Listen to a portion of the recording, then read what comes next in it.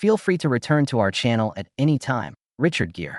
Many people have been captivated by Bronson because of his turbulent past and infamous reputation. Imagine, though, if I told you that beneath his infamous facade lurks a truth so shocking that it will cause you to feel emotions beyond expression. We explore Charles Bronson's mysterious universe today, but not from his perspective. His daughter, on the other hand, is fearless in her quest to unearth the hidden secrets beneath the surface, and we follow in her footsteps. As we peel back the layers of Bronson's life, we reveal secrets that contradict expectations and question perceptions, taking you on an emotional journey. True existence. The coal dust embrace of Ehrenfeld, Pennsylvania was the site of birth on November 3, 1921. Just picture this.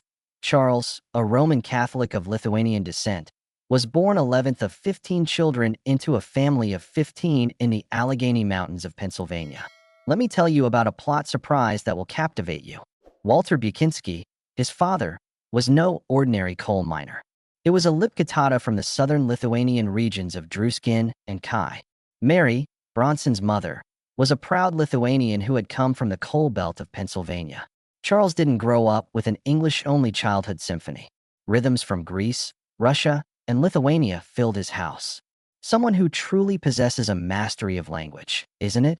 His strong accent caused his fellow soldiers to mistake him for an alien even during his military service.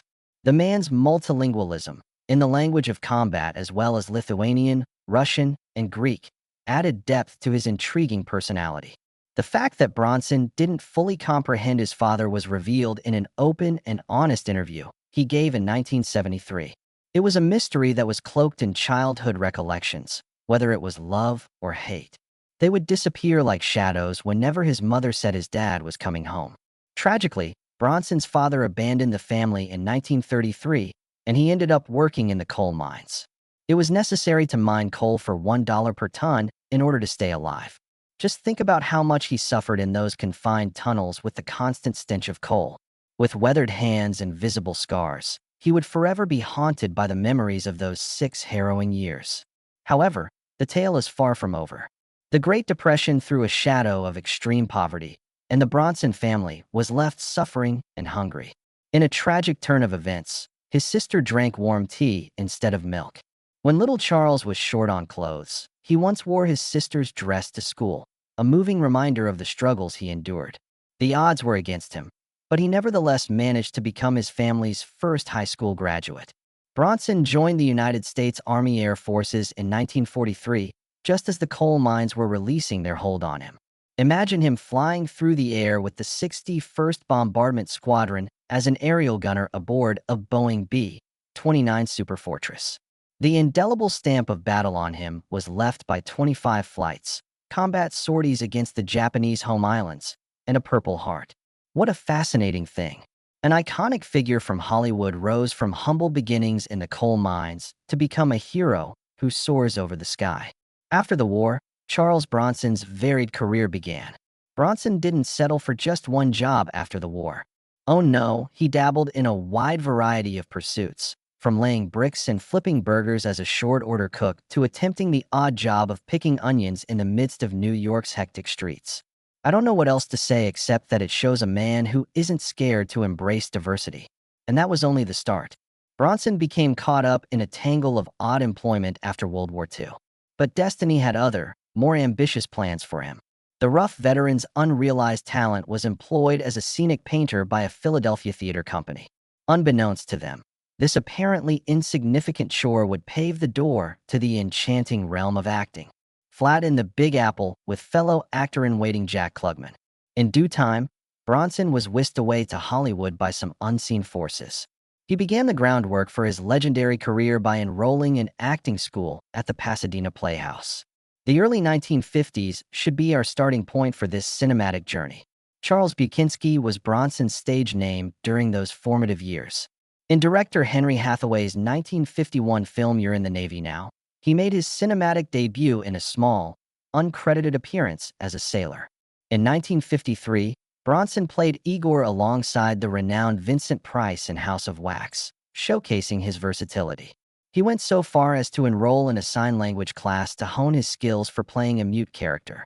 The picture grossed an astounding $23 million, putting it in fourth place at the highest box office that year. A major shift happened in 1954 while the House of America Activity Committee was meeting. The idea to change Bukinski's last name from Eastern European to Bronson came from his agent, who was worried about the impact on his career. In 1955, Bronson made his television debut, starring in an episode of the anthology drama series DuPont Cavalcade Theater. His career in cinema continued with appearances in Riding Shotgun, Apache, and Drum Beat. Outside of Hollywood, Bronson dabbled on television with performances in Alfred Hitchcock Presents and Have Gun Will Travel. His varied roles demonstrated his acting chops and won him fans. Despite the film's low budget, he willingly took the lead in the 1958 Roger Corman biography Machine Gun Kelly. Renowned French actor Alain Delon was captivated by the film. After being intrigued and impressed, Delon invited Bronson to a duel Amy, which he duly accepted, and signaling the start of his victorious traversal of Europe. Family ties and barricades. Charles's first marriage to Harry Tendler, an ambitious actor he met in Philadelphia, was the beginning of his romantic adventure. Do you remember when they were merely idealistic youths? Harriet, who was only 18 years old, was there for them as Charles sought a career in acting. She was a Jewish girl from a dairy farming family, and he was a Catholic with a history in coal mine. They set out on an adventure together, despite their differences. It's incredible to consider that he only had 4 cents on him on their first date. Although fate had other, more ambitious intentions, who grew into the legendary Charles Bronson, a top earner in American acting, in due time. Moving on to the next scene in Charles's love tale is a must. Jill Ireland, an English actress, became his lifelong friend. What a remarkable love story they have. They met in 1962 while she was still married to David McCallum, another actor. What a twist of fate, isn't it? I'm going to marry your wife, Charles allegedly informed McCallum. Indeed, they were married in 1968. They had 7 children between the two families, and their Bel Air home was a hive of activity. Charles had 2 children from a previous marriage. Jill had 3, one of which was adopted, and they had 2 children of their own, creating a lovely family. They were highly protective of one another and their children, frequently bringing them along with them wherever filming took them. Consider all the exciting experiences they probably had. Their love tale had a real-life counterpart outside of Hollywood. Jill co-starred with Charles in 15 films, so they were no strangers to the limelight. Their affection extended beyond the workplace to encompass their families as well. No matter where they were, from their Vermont colonial farmhouse to Colorado for the holidays, they treasured every moment spent together. Life was not without its difficulties, though. Jill was 54 years old when she tragically lost her fight with breast cancer in 1990. Even though Charles and the rest of the family must have felt the crushing impact of Jill's death, her legacy continued to thrive. The television film For Living, the Jill Island story, beautifully captured Charles's life and their unbreakable love for one another. Following Jill's demise, Charles experienced love again. He wed Kim Weeks in December 1998. She was an actress and a previous co-worker of Jill's. Their brief romance brought yet another vibrant chapter to Charles's life narrative. There stood a young lad. Absolutely no marks whatsoever. Existence outside of the realm of film. Although he played macho roles in film, Charles Bronson was a real-world legend whose life was filled with more dramatic ups and downs than any of his on-screen roles.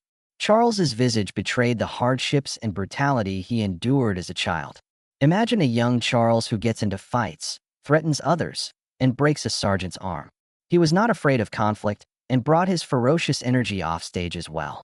There was the famous episode involving the director, where a furious argument left the poor man gasping for breath. His reputation for toughness carried over into real life, just as it did on TV. Picture this. In 1987, Britain's most infamous prison hard, Michael Gordon Peterson, had a new name.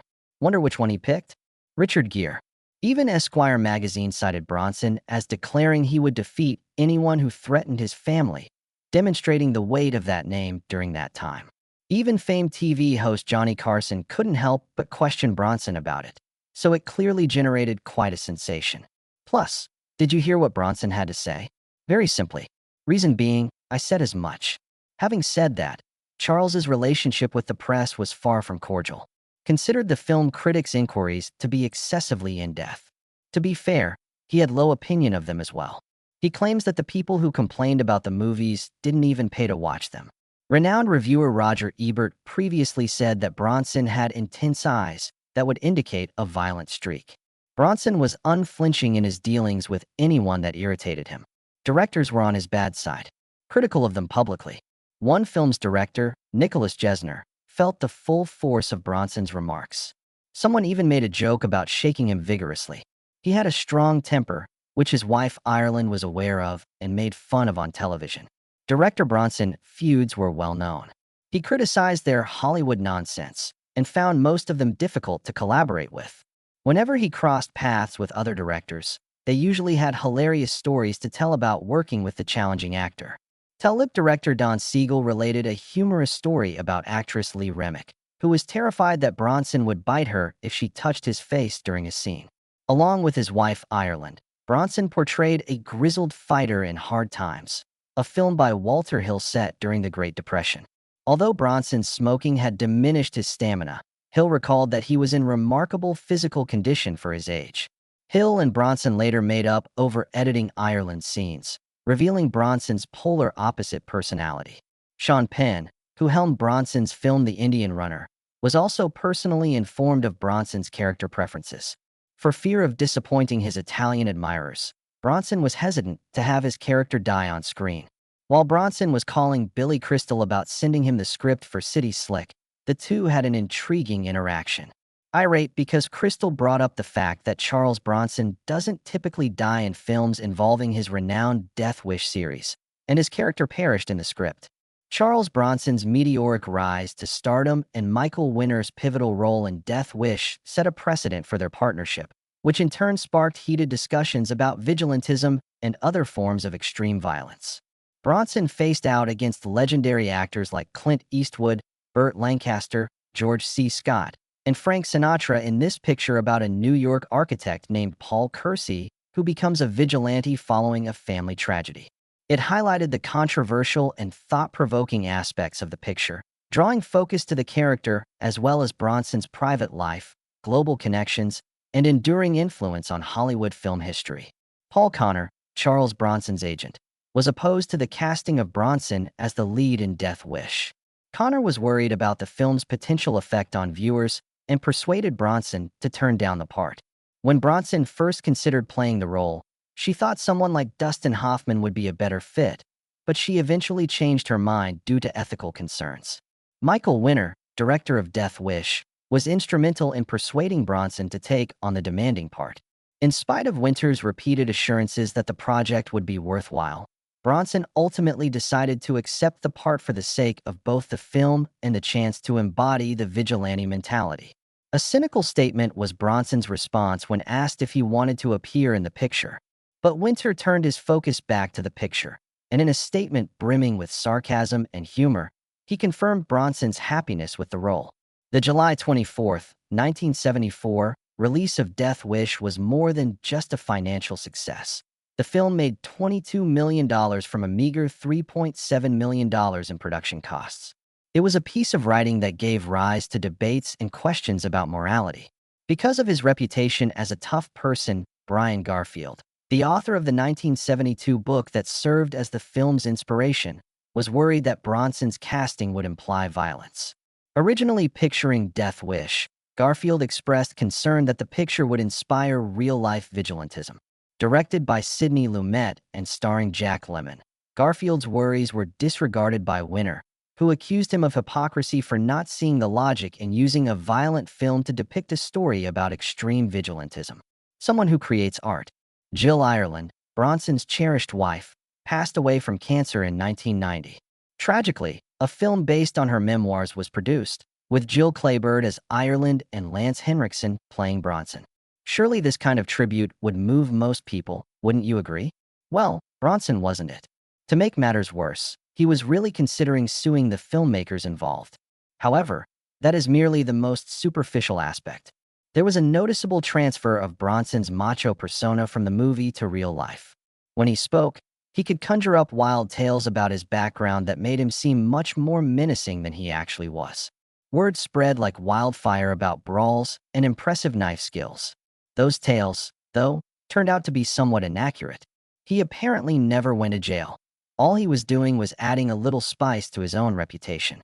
His off-screen friends and family maintained he was far from the aggressive figures he played in films. Now we may delve into certain peculiarities that further complicated the mystery that was Charles Bronson. Bronson had an intriguing habit. He never shook hands with people, despite his gruff look. While some may have attributed it to hubris, the truth was quite different. Actually, Bronson drew the line at shaking hands in order to avoid contracting any diseases. Some even went so far as to say he may have suffered from obsessive-compulsive disorder, OCD, but that's all speculation. However, that is not the final chapter. Despite the passing of time, Bronson carried with him an additional terror. Particularly while filming Death Wish in 1974, it impacted his daily life. For the sole purpose of making sure that in the event of a fire, Bronson would only stay in hotels that had rooms on the second floor or lower. Quite an emotionally intelligent artist, aren't you think? Surprisingly, Bronson has a depth and complexity beyond his cinematic persona. Like the rest of us, he was concerned. Behind the scenes, he had a soft spot for the arts and would often escape into his creative pursuits. Actually, when asked about his acting career, he was more interested in talking about his paintings. Adding intrigue, he concealed his identity as an artist by working under the name Ben Sky. And you know what? Even without the celebrity endorsement, his artwork did well in the market. Alright, let's talk about Bronson's health problems now. He needed a replacement hip at one point. After much consideration, he ultimately decided to withdraw from acting as a result of his deteriorating health. After a long battle with lung cancer and breathing issues, Bronson passed away in 2003 at the age of 81. Despite his struggles with health, Bronson remained a family man through and through. Zuleika, Tony, Susanna, and Katrina Holden Bronson were among his many children. But there's a fascinating turn to this story. Katrina acknowledged that she was adopted and not the real daughter of Bronson, even though she was a member of the Bronson clan. Still, she forged her own path to the top of the film industry and achieved success. However, let us delve into a topic that genuinely moves people. In spite of his fame, fortune, and art, Bronson's most prized possession was a painting he dubbed Scoop Town. This painting had great sentimental value to Bronson because it was a keepsake from his past that Harriet treasured. Bronson was a devoted family man who looked for his own children as well as his stepchildren from a previous marriage, despite his rough appearance. His adopted daughter Katrina settled into life with the Bronson clan and continued her acting and filmmaking family tradition. The world said goodbye to the legendary screen toughness Charles Bronson in August 2003.